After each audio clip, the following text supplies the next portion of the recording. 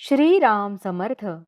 श्रोते हो, आपण ऐकत आहात श्री गोंदवलेकर महाराज यांचे प्रवचन. निराभिमान परोपकार ही भगवंताची सेवाच. प्रत्येक मनुष्याला परोपकाराची बुद्धी असणे अत्यंत जरूर आहे, पण तो कुणाला शक्य आहे आणि कुणी करावा याचा विचार करायला पाहिजे.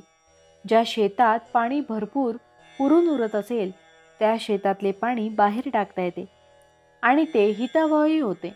इतर शेतांच्या बाबतीत हे होत नाही. अशा शेताला पुरेसे पाणी कसे मिळेल याचाच आधी विचार करणे जरूर आहे. हीच दृष्टी परोपकार करणाऱ्या व्यक्तीने ठेवावी. ज्या महात्म्यांनी स्वतःचा उद्धार करून घेऊन जगाच्या कल्याणाकरिता जन्म घेतला त्यांनाच परोपकाराचा अधिकार. मग प्रश्न असा येतो की इतरांनी परोपकाराची बुद्धी ठेवू नये आणि तसा प्रयत्नही करू नये की काय? तर तसे नाही. परोपकाराची बुद्धी आणि प्रयत्न असणे जरूर आहे, परंतु परोपकार म्हणजे काय आणि त्याचा दुष्परिणाम न होऊ देता तो कसा करता येईल हे पाहणे आवश्यक आहे. भगवंताची सेवा या भावनेने दुसऱ्याकरिता केलेली मेहनत याला परोपकार म्हणता येईल आणि त्यापासून नुकसान होण्याची भीती नाही. परंतु हे वाटते तितके सोपे नाही, कारण मनुष्याची सहज प्रवृत्ती अशी की थोडेसे काही आपल्या हातून झाले की ते मी केले, मी असा चांगला आहे अशा तऱ्हेचा विचार येऊन तो अभिमानाला बळी पडतो. सबब ज्या वेळी दुसऱ्याकरिता काही करण्याची संधी मिळेल त्यावेळी तिचा फायदा घेऊन मनाला अशी शिकवण द्यावी की देवा, तुझ्या सेवेचा लाभ मला दिलास, ही माझ्यावर कृपा झाली. अशीच कृपा ठेवून आणखी सेवा करून घे.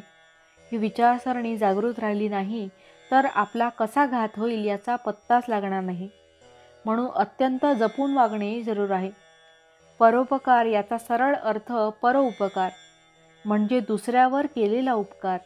यावरून असे लक्षात येईल की परोपकाराला दोन व्यक्तींची गरज लागते, एक उपकार करणारा आणि दुसरा उपकार करून घेणारा.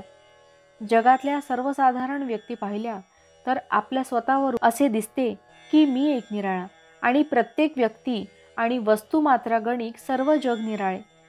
मनाच्या या ठेवणीमुळे जर आपल्या हातून दुसऱ्याचे कधी काळी एखादे काम होण्याचा योग आला तर मी दुसऱ्याचे काम केले ही जाणीव होऊन अहंकार झपाट्याने वाढू लागतो.